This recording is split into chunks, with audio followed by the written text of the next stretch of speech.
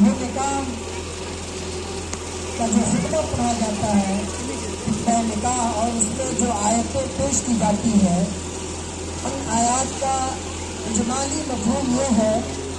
کہ اللہ تبارک و تعالیٰ اس آیت کریمہ کے اندر اہل ایمان کو اللہ رب العالمین کا تقوی اختیار کرنے کا حکم دیا جا رہا ہے، اور وہ تقوی، وہ ڈر، وہ خوف اللہ سے ایسا ہو جیسا کہ اس سے ڈرنے کا حق ہے۔ اللہ نے کہا کہ یا ایھا الذین آمنوا اتقوا اللہ حق تقاتہ ولا تموتن الا وانتم مسلمون، اور جب ہماری موت ہو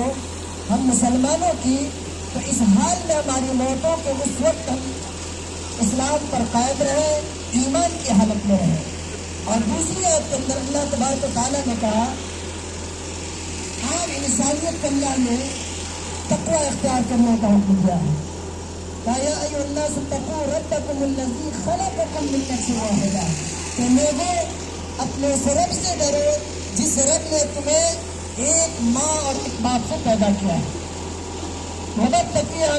وبث منها يا أيها الناس اتقوا ربكم الذي خلقكم من نفس واحدة وخلق منها زوجها وبث منهما رجالا كثيرا ونساء، اسی آدم و حوا سے اس پوری کائنات کو اللہ نے پھیلایا۔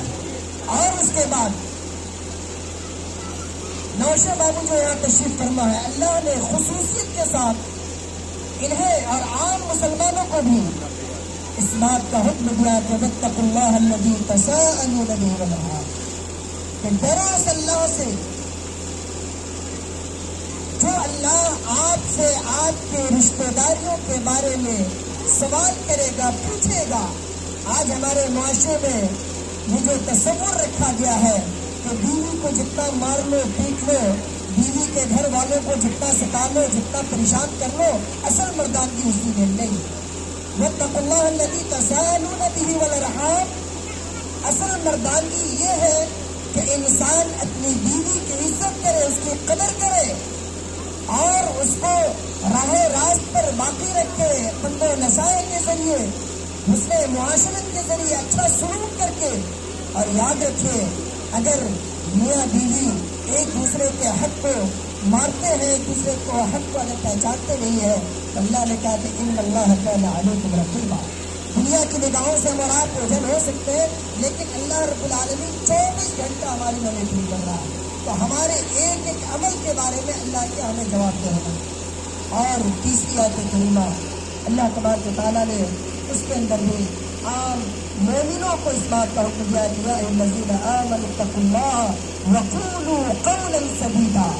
اے اہل ایمان، اے ایمان والے اللہ سے ڈرو، وقولوا قولا سدیدا، اور جب بات کہو تو سچی بات کہا کرو۔ جب بات تم کرو، جب تمہاری زبان سے کوئی بات نکلے تو وہ باتیں قرآن و سنت کے مطابق ہو۔ یہ نہیں کہ شادی بیاہ کا معاملہ ہے تو رسم و رواج کو پکڑو اور علاقے کا کلچر کیا اس کو پکڑو، نہیں، ہمیں ان چیزوں کو پکڑنا، ان چیزوں کو اختیار کرنا ہے جن چیزوں کے اختیار کرنے سے ہمارا رب ہم سے راضی ہوتا ہے۔